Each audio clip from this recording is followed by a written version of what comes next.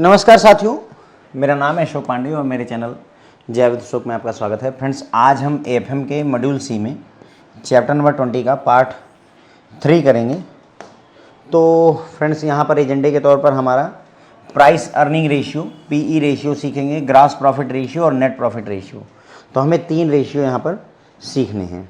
ठीक है, पिछले लेक्चर में अगर आपको याद हो तो हमने देखा था रेशियो बहुत तरीके के होते हैं। उसमें जो पहला टाइप था वो प्रॉफिटेबिलिटी रेशियोज़ का था। प्रॉफिटेबिलिटी रेशियो कुल मिलाकर के 5 तरीके के थे, जिनमें ओवरऑल प्रॉफिटेबिलिटी रेशियो और अर्निंग पर शेयर, ये 2 हम पहले निपटा चुके हैं पार्ट 2 में, और बाकी के जो 3 बचते हैं वो यहाँ पर हमें डिस्कस करने हैं। तो पहला है price earning ratio, PE ratio बोलते हैं friends. Okay, P upon E, यानी P for price, E for earning, यानी कितना दाम है, शेयर का कितना दाम है और शेयर कितना अर्न कर रहा है, इसी के रेशियो को ही पीई रेशियो बोलते हैं। मान लो कोई शेयर है जिसका मार्केट में प्राइस 100 रुपये चल रहा है और जो शेयर है वो पर शेयर कमाई उसकी 5 रुपये है। अर्निंग का मतलब यहाँ पर ईपीएस बोलते हैं ना, earning per share, EPS, earning per share कितनी है, 5 रुपये है। तो उसका पीई रेशियो कितना हो जाएगा, 20 टाइम्स, है ना। PE ratio, price earning ratio कितना निकल आएगा, 20 निकल करके चला आता है। ठीक है, इसे ही फ्रेंड्स पीई रेशियो बोलते हैं, प्राइस अर्निंग रेशियो। प्राइस मतलब मार्केट प्राइस, अर्निंग मतलब अर्निंग पर शेयर। ओके, अब ये जो 20 टाइम्स निकल करके आया, ये क्या बताता है सर? ये बताता है पी अपान ई। इसका मतलब ये हुआ कि अगर हम 1 रुपये कमाना चाहता है शेयर होल्डर, तो उसके लिए वो 20 रुपये इन्वेस्ट करने को तैयार है। 20 गुना इन्वेस्टमेंट के लिए वो रेडी है। यही प्राइस अर्निंग रेशियो हमें बताता है। ठीक है, फंडा ये हो गया हमारा। बाकी का this ratio indicates the number of times the earning per share is covered by its market price, यानी कि ये रेशियो बताता है कि अर्निंग पर शेयर कितनी बार जो है कवर है मार्केट प्राइस पर। जैसे अभी हमने देखा कि 100 रुपये मार्केट प्राइस है और 5 रुपये अर्निंग पर शेयर है। इसका मतलब अर्निंग पर शेयर का 20 टाइम्स, 20 गुना जो है कवरेज है, तब जा करके हमारा मार्केट प्राइस निकल करके आता है। ठीक है, इस रेशियो का फार्मूला होता है market price per equity share divided by earning per share. Market price per equity share divided by earning per share. एक एग्जाम्पल यहाँ पर हमने लिया, जैसे एक एग्जाम्पल है कि एक शेयर है जिसका मार्केट में प्राइस कितना चल रहा है, 150 रुपये का। मार्केट में शेयर का प्राइस 150 रुपये चल रहा है और अर्निंग पर शेयर 5.5 रुपये की है, जो कि हमने पिछले एग्जाम्पल में, यानी जब हमने अर्निंग पर शेयर का एग्जाम्पल सीखा था, ईपीएस का एग्जाम्पल किया था पिछले लेक्चर में, तो वहाँ देखा था 5.5 रुपये आता है। इसको इससे डिवाइड करेंगे आप तो ये आ जाता है लगभग 27। कितना आ जाता है, 27, 27 गुना क्या आ जाता है हमारा पीई रेशियो, 27 टाइम्स। इसका मतलब ये हुआ कि जो इन्वेस्टर है वो 1 रुपये अर्न करने के लिए 27 रुपये इन्वेस्ट करने को तैयार है। इसका यही मतलब होता है कि 1 रुपये का प्रॉफिट कमाने के लिए, है ना। PE ratio market price per equity share यानी कि 150 रुपये divided by earning per share 5.5 रुपये। जब आप इसको कैलकुलेट करेंगे तो 27.27 आ जाता है। पीई रेशियो कितना है, 27.27। इससे क्या पता चलता है, प्राइस अर्निंग रेशियो 27.27 है। This means that investors are willing to pay 27.27 times the earning for each share of the company. मतलब यहाँ पर इन्वेस्टर्स 27 गुना जो है देने को तैयार हैं, हर शेयर से कमाने के लिए 27 गुना तक पेमेंट करने को राजी हैं। पीई रेशियो का यही मतलब होता है। ठीक है, तो अगर इसके सिग्निफिकेंस की बात करें तो price earning ratio help the investor in deciding whether or not to buy the share of a company at a particular market price.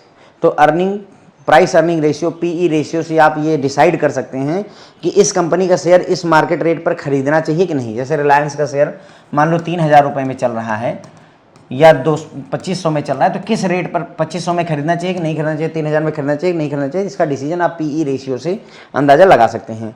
It reflects investors expectation about the growth in firms earning.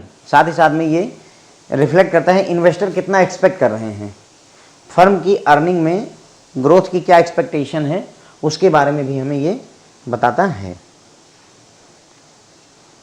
अब आ जाता है अगला हमारा ratio, gross profit ratio. PE ratio हमने समझ लिया, price, PE ratio हमने समझ लिया भाई, प्राइस मतलब मार्केट प्राइस और डिवाइडेड बाई ई मतलब अर्निंग पर शेयर, बस यही इसका फंडा होता है। ग्रॉस प्रॉफिट रेशियो का फार्मूला होता है, दिस रेशियो एक्सप्रेस करता है relationship between the gross profit and the net sales. यहाँ पर जो रिलेशनशिप होती है ग्रॉस प्रॉफिट रेशियो में, gross profit ratio equal to gross profit divided by net sale होता है इनटू 100। ध्यान रखें, प्रॉफिट ग्रॉस लिया जाता है और सेल नेट ली जाती है। ग्रॉस प्रॉफिट मतलब सारा प्रॉफिट, कुल मिलाकर कितना प्रॉफिट हुआ, दैट इज ग्रॉस प्रॉफिट। और नेट सेल का मतलब नेट सेल कितनी हुई। नेट सेल का क्या मतलब होता है भाई, देखो ऐसे है, जैसे मान लो तुम्हारी ग्रॉस सैलरी कितनी होती है, ग्रॉस सैलरी मान लेते हैं 76,000 रुपये होती है, फिर उसमें से आपका कट जाता है पैसा, मतलब ईएमआई का पैसा कट गया, और उसके बाद में पीपीएफ में अगर डालते हो तो वो पैसा कट जाता है, अगर जो है एलआईसी करी हुई तो एलआईसी का पैसा कट जाता है, और फिर सारा कट करके मान लेते हैं कि 6,000 रुपये डिडक्ट हो गए तो आपको 70,000 रुपये मिलते हैं। ये जो 70,000 मिलते हैं इसको फ्रेंड्स आप नेट सैलरी बोलते हैं, इसको आप क्या बोलते हैं, नेट सैलरी। तो ग्रॉस सैलरी 76,000 की बन रही है, नेट सैलरी 70,000 रुपये की बन रही। बिल्कुल उसी तरीके से ग्रॉस सेल और नेट सेल का फंडा आता है। ग्रॉस सेल मतलब हमने कुल कितना बेचा, मान लेते हैं हमने 100 रुपये का टोटल सामान बेचा हुआ है, 100 रुपये का टोटल सामान बेचा है, तो ये हमारी ग्रॉस सेल हो गई। उसके बाद इस सामान को बेचने से पहले हमने खरीदा होगा, प्रोक्योर किया होगा, खरीदने में हमारा खर्चा और सारा एक्सपेंसेस मिल करके 20 रुपये अगर लग गए तो ये हमारा एक्सपेंस हो गया 20 रुपये। अब जो बचा 80 रुपये, ये हमारा नेट सेल है, यानी एक्चुअल सेल हमने 80 रुपये की करी, क्योंकि बाकी 20 रुपये तो खर्चे में निकल गए थे, वही बात यहाँ पर है, ठीक है। तो नेट सेल ली जाती है, ना कि ग्रॉस सेल ली जाती है। तो gross profit divided by net cell into 100, बस। अब एक एग्जाम्पल से अगर आप देखना चाहें तो ये देख सकते हैं। एक एग्जाम्पल है कि एक कंपनी है जिसके डेटा दिया हुआ है कि ग्रॉस प्रॉफिट 4 लाख का है और नेट सेल 10 लाख रुपए की है। तो भाई ग्रॉस प्रॉफिट रेशियो अगर निकालना है तो gross profit divided by net cell into 100। Gross profit कितना है सर हमारा, 4 लाख रुपए का, नेट सेल कितने की है सर हमारी, 10 लाख रुपए की into 100। 4 lakh divided by 10 lakh into 100 calculate कर लीजिए, तो ये मेरे ख्याल से 40% निकल करके आ जाएगा। कितना आ जाएगा हमारा, 40% निकल करके आ जाएगा। तो ग्रॉस प्रॉफिट रेशियो हमारा कितना है, 40% का हम ग्रॉस प्रॉफिट कर रहे हैं। ये नेट प्रॉफिट नहीं है, ध्यान देंगे, हमारा ये ग्रॉस प्रॉफिट रेशियो है। तो ग्रॉस हमारी प्रॉफिट का रेशियो 40% है। This means that every 100 rupees of net sales the company generate 40 rupees as gross profit. हर 100 रुपये की नेट सेल पर हमें 40 रुपये का ग्रॉस प्रॉफिट हो रहा है। ग्रॉस प्रॉफिट हो रहा है, नेट प्रॉफिट नहीं हो रहा है। नेट प्रॉफिट कैसे होगा भाई, ग्रॉस प्रॉफिट है, उसमें से जो भी एक्सपेंसेस वगैरह है उनको निकाल करके तब हम नेट प्रॉफिट कैलकुलेट करते हैं। सिग्निफिकेंस की अगर हम बात करें ग्रॉस प्रॉफिट रेशियो की, this ratio indicates the degree to which the selling price of a goods per unit may decline without resulting in losses from the operation to the firm. मतलब ये gross profit ratio हमें बताता है कि selling price में कितना decline अगर हो तो भी हमको कोई लॉस नहीं होने वाला है, इसके बारे में जानकारी देता है। जैसे हमने देखा कि भाई 100 रुपये की नेट सेल हमने करी हुई है तो हमें 40 रुपये का ग्रॉस प्रॉफिट हो रहा है, यानी 40% का प्रॉफिट हो रहा है। तो अगर हमारा प्रॉफिट घट भी जाए, है ना, मतलब अगर मान लो हम 40 रुपये कमा रहे हैं, 40 की जगह पे धीरे धीरे कमाना कम कर दें। अब हम पता चल रहा है कि 100 रुपये की सेल करके अगर हम 10 ही रुपये कमा रहे हैं तो भी अभी भी हमें घाटा नहीं हो रहा है, अभी भी हमारा 10 रुपये का फायदा ही है एक तरीके से, ठीक है। तो मतलब प्रॉफिट हमारा 40 से घट के 10 हो गया, उसके बावजूद भी अभी हम घाटे में नहीं जा रहे हैं। वही बता रहा है कि भाई ये रेशियो इंडिकेट करता है कि डिग्री किस हद तक सेलिंग प्राइस अगर घट जाता है, पर यूनिट प्राइस अगर घट जाता है तो उसकी वजह से हमें लॉस नहीं होगा। मतलब प्राइस घटने के बावजूद भी हमें लॉस नहीं होने वाला है। देयर इज नो नाम for judging the gross profit ratio, मतलब कोई रूल्स रेगुलेशन नहीं है कि ग्रॉस प्रॉफिट रेशियो 40% है तो अच्छा होगा, 20% है तो अच्छा होगा, ऐसी कोई बात नहीं कही गई है। Therefore the evaluation of the business on its basis is a measure of judgement. मतलब इनका बोलना है कि अगर हम ग्रॉस प्रॉफिट रेशियो के बेसिस पर अगर मूल्यांकन करते हैं किसी बिजनेस का, तो वो हमारे लिए खुद का हमारा जजमेंट है कि हाँ भाई 40%, जैसे हम दो कंपनियों का कंपेयर करें, एक का ग्रॉस प्रॉफिट 40% है, एक का 20% है, तो हम ये कह सकते हैं कि हाँ 40% वाला अच्छा परफॉर्म कर रही है, ठीक है। However the gross profit should be adequate to cover operating expenses and provide for fixed charges, dividend and building up of reserve. मतलब इनका कहना है कि ग्रॉस प्रॉफिट इतना होना चाहिए कि उससे आप जो भी फैक्ट्री को चलाने में ऑपरेटिंग एक्सपेंसेस है वो पूरा हो जाए, जो फिक्स चार्जेस पे करने हैं, इलेक्ट्रिसिटी बिल वगैरह, इनका भी पैसा निकल आए, डिविडेंड का पैसा निकल आए, और रिजर्व वगैरह बनाने के लिए भी पैसे पर्याप्त हो। मतलब कहने इनका ये है कि भाई 100 रुपये का अगर बेच रहे हो तो कम से कम 10-20 रुपये कमाओ, 10-20 रुपये कमाओ, नहीं तो फिर बाकी चीज़ों में प्रॉब्लम होगी, क्योंकि कंपनी को चलाने में जो खर्चा लग रहा है वो भी यहाँ से निकालना है, फिक्स चार्जेस भी आपको पे करने हैं, डिविडेंड भी पे करना है। तो ये सारे मैटर यहाँ पर सामने निकल करके आएंगे। अब आता है नेट प्रॉफिट रेशियो। तो बस net operating profit divided by net cell, वहाँ पर क्या था, ग्रॉस प्रॉफिट, पिछले वाले में gross profit divided by net cell था, यहाँ नेट प्रॉफिट और नेट सेल का ही खेल है। ठीक है, net profit ratio, this ratio indicates net margin earn on sale of 100 rupees, यानी 100 रुपये बेचने पर नेट कितना कमाया तुमने, वो चीज़ यहाँ निकल करके आती है। इसका फार्मूला है net operating profit divided by net cell into 100। एक एग्जांपल में अगर हम यहाँ पर देखना चाहें तो भाई हमारा नेट ऑपरेटिंग प्रॉफिट 1.5 लाख रुपए का है, नेट सेल हमारी 10 लाख रुपए की है, तो नेट प्रॉफिट रेशियो कैलकुलेट करना है। तो भाई net operating profit divided by net cell into 100। ठीक है, तो हमारा ये मेरे ख्याल से 15% निकल करके आ जाएगा। नेट प्रॉफिट रेशियो हमारा 15% निकल करके आ जाता है। तो देखो अभी हमने देखा कि मतलब ऐसे ग्रॉस प्रॉफिट कितना हो रहा था, 40% का, जबकि हमारा नेट प्रॉफिट उसी जगह पर कितना हो पा रहा है, 15% का ही हो रहा है। क्योंकि बाकी में ग्रॉस प्रॉफिट में और भी बहुत सारे खर्चे हैं, जैसे जो आपका ग्रॉस प्रॉफिट निकला उसमें जब हमने सेल वगैरह करी होगी, है ना, तो सेल वगैरह अगर किया हुआ है, चीज़ों को बेचने में भी खर्चा लगा होगा, तो बेचने का भी खर्चा अगर घटा देंगे तो हमारा नेट प्रॉफिट का रूप ले लेगा। नेट प्रॉफिट हमेशा ग्रॉस प्रॉफिट से कम ही रहने वाला है भाई, कम रहेगा, है ना। नेट सैलरी हमेशा आपकी ग्रॉस सैलरी से कम रहेगी। सिग्निफिकेंस अगर देखें तो this ratio help in determining the efficiency with which affairs of the business are being manage. मतलब नेट प्रॉफिट रेशियो से आपको ये पता चलता है कि जो बिजनेस है उसका काम कैसा चल रहा है, मतलब उसके अफेयर्स को कैसे कितने अच्छे तरीके से मैनेज किया जा रहा है, ये डिटरमाइन करने में मदद करता है। An increase in the ratio over the previous period indicates improvement in the operational efficiency of business provided the gross profit ratio is constant. मतलब अगर इम्प्रूवमेंट हुई है प्रीवियस पीरियड के मुकाबले, मतलब हमारा नेट प्रॉफिट पिछले साल 15% था, इस साल अगर 18% आता है, तो इसका मतलब हमने अपनी इफिशियंसी को, अपने काम को अच्छा किया है, मतलब ऑपरेशनल इफिशियंसी बढ़ी है। ऑपरेशनल इफिशियंसी क्या मतलब होता है कि हम काम को अच्छे से कर पा रहे हैं, खर्चा इधर उधर ज़्यादा नहीं हो रहा है और हम अच्छा रिजल्ट डिलीवर कर पा रहे हैं, बशर्ते कि इन्होंने ये भी कहा कि भाई जो ग्रॉस प्रॉफिट रेशियो वो अगर कांस्टेंट रहे तभी ये बात बनेगी। मतलब 15% या 18% तो हो गया, ठीक है, तुम्हारा नेट प्रॉफिट 15% था, इस साल 18% कर दिया, 3% बढ़ा दिया, लेकिन ग्रॉस प्रॉफिट रेशियो पिछले साल भी 40% ही रहा हो और इस साल भी 40% ही रहा हो, तभी ये कंपेयर काम का है। अगर ये 40% था और इस साल घट करके जो है 18% रह गया है, तो ये कंपेयर का कोई मतलब नहीं है। फिर ये 15 से 18 हो गया तो भी कोई फर्क नहीं पड़ता। तो अगर ग्रॉस प्रॉफिट रेशियो सेम है दोनों साल का और हम नेट प्रॉफिट रेशियो में इंप्रूवमेंट लेकर आते हैं, तो हम ये कह सकते हैं कि हमने बेहतर किया हुआ है। The ratio is thus an effective measure to check the profitability of a business. तो मतलब ये एक बेहतर तरीका है किसी भी फर्म की प्रॉफिटेबिलिटी को चेक करने का।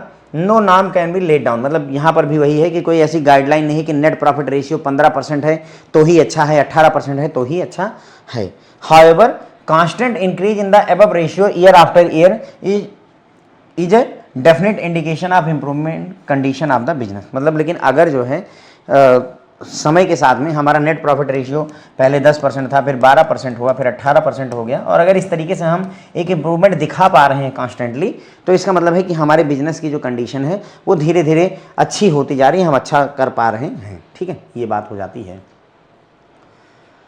ठीक, तो बहुत ज़्यादा इसमें डिटेल में जाने की जरूरत नहीं फ्रेंड। देखिए मैं इतना डिटेल में इसलिए पढ़ाता हूँ आपको ताकि चीज़ें दिमाग में रहें। हमारे काम की बात अगर मैं करूँ इसमें ग्रॉस प्रॉफिट रेशियो में, तो बस आप पहला काम फार्मूला याद रखो कि भाई ग्रॉस प्रॉफिट रेशियो का फार्मूला होता है gross profit divided by net cell into 100। Gross profit ratio का फार्मूला होता है gross profit divided by net cell into 100। ध्यान रखेंगे यहाँ ग्रॉस प्रॉफिट लेते हैं और यहाँ नीचे नेट सेल ही ली जाती है, ठीक है। फिर ये जानो कि मतलब एक एग्जांपल यहाँ पर देख लिया हमने कि भाई हमारा जो है gross profit ratio, gross profit 4 lakh का divided by net sale 10 lakh की 40% का आ गया। फिर ये बताता क्या है, ये हमें इंटरप्रेट करो कि ये बताता क्या है। ग्रॉस प्रॉफिट रेशियो 40% का मतलब हुआ कि हर 100 रुपए की नेट सेल पर हमें 40% का प्रॉफिट हो रहा है, ग्रॉस वाला प्रॉफिट हो रहा है, बस ये हमें ये बताता है। फिर उसके बाद में ये थोड़ी बहुत बातें सिग्निफिकेंस की देख लो, तो ये बताता है, ये रेशियो इंडिकेट करता है, ग्रॉस प्रॉफिट रेशियो इंडिकेट करता है कि किस हद तक सेलिंग प्राइस अगर गुड्स का गिरे तो भी हमें नुकसान नहीं होगा, ये बात हमें बताता है। ग्रॉस प्रॉफिट रेशियो के लिए कोई रूल रेगुलेशन नहीं है। रूल रेगुलेशन का क्या मतलब है, कितना ग्रॉस प्रॉफिट हो तो अच्छा रहेगा, इसका कोई गाइडलाइन नहीं बताई गई है। जैसे बोलते नहीं कि डेट इक्विटी रेशियो अगर 2:1 का है तो बहुत अच्छा है, डेट 2 हो और इक्विटी 1 हो तो अच्छा है, ऐसा बोला गया है।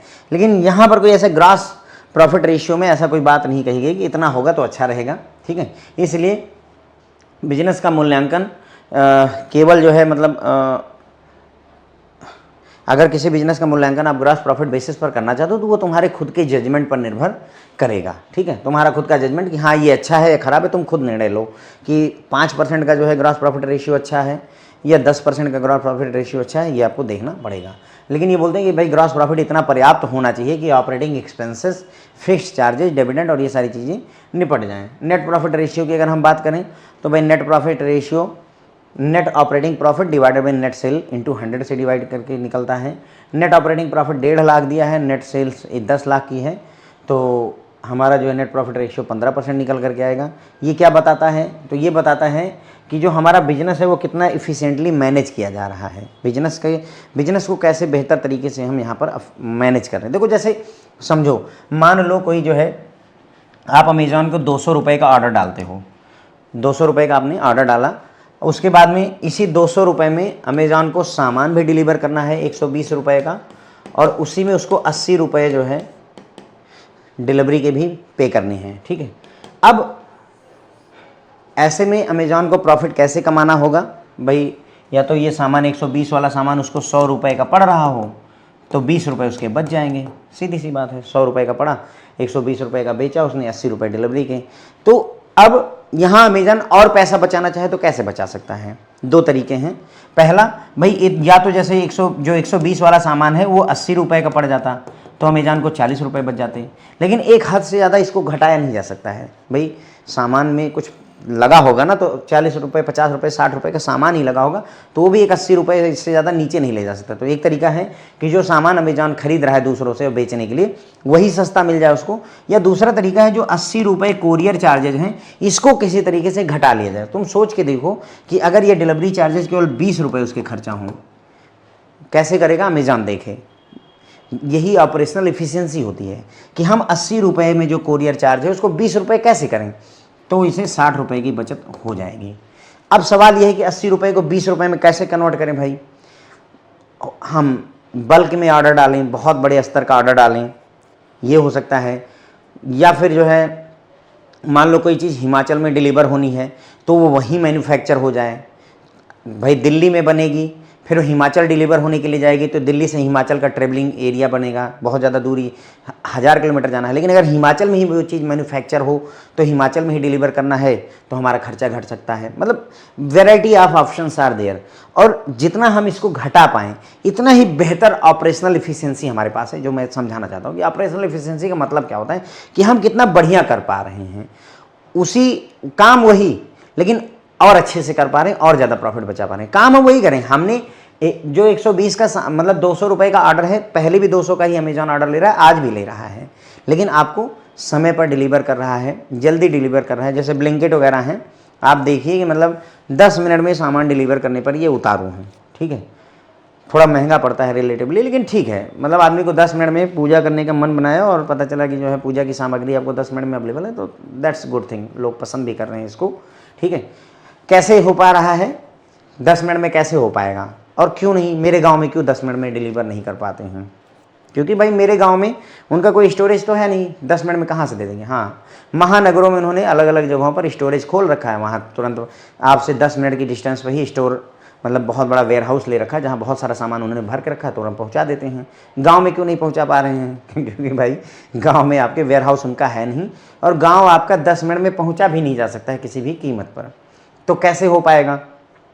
अगर जैसे लोकल में किसी जो है किराने वाली दुकान पे वो कांटेक्ट कर लें कि भाई तुम किराने वाली दुकान की जगह पे तुम हमारा सामान रखो और 10 मिनट में डिलीवर करो, लाइक दैट, कुछ ऐसा वो कर सकते हैं। अगर ऐसा वो करते हैं तो वो अपनी कहीं ना कहीं ऑपरेशनल एफिशिएंसी को इम्प्रूव करते हैं। बस यही मैं आपको बताना चाह रहा था, ठीक है। And increase in the ratio over the previous period, अगर मतलब हमारा नेट प्रॉफिट रेशियो अगर पहले 15% था और अब बढ़ करके 20% हो गया है, तो ये अच्छा संकेत है कि बिजनेस अच्छा कर रहा है। बशर्ते कि इन्होंने ये भी कहा कि भाई ग्रॉस प्रॉफिट रेशियो पिछली बार अगर 40% था तो इस बार भी 40% रहे, तभी ये मानिएगा कि हमने इम्प्रूव किया है।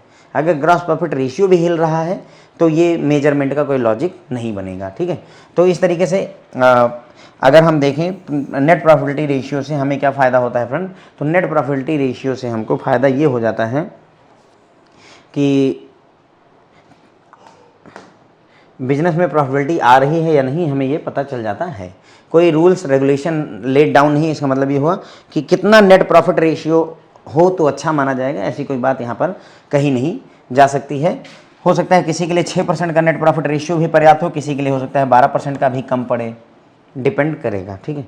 लेकिन अगर हम ईयर बाई ईयर इम्प्रूव कर रहे हैं तो हम ये मान सकते हैं कि हाँ हमारे बिजनेस की कंडीशन इफ़िशियंसी इम्प्रूव हो रही है और हम अच्छा कर पा रहे हैं, ठीक है फ्रेंड। तो बस यहीं पर ही हमारी बातें ख़त्म हो जाती हैं फ्रेंड जो है, ठीक है। देखिए पीई रेशियो मैंने आपको पहले सिखाया, तो पी मतलब प्राइस, मार्केट प्राइस, ई मतलब अर्निंग पर शेयर, ठीक है। ये हमारा पीई रेशियो हो गया। फिर हमने देखा gross profit ratio. Gross profit ratio में ऊपर में ग्रॉस प्रॉफिट रखते हैं, नीचे में नेट सेल रखते हैं, इंटू 100 करते हैं। फिर हमने नेट प्रॉफिट रेशियो देखा, ऊपर में नेट प्रॉफिट रखते हैं, नीचे में नेट सेल रखते हैं, इंटू 100 करते हैं। बस ये हो गए फ्रेंड्स आपके तीनों फार्मूले, तीनों रेशियोज यहाँ पर हो गए। जहाँ भी ज़रूरत पड़े यूज कर लीजिएगा, काम आ जाएगा, ठीक है फ्रेंड। तो बस इसी के साथ हमारा लेक्चर खत्म होता है। Thank you so much.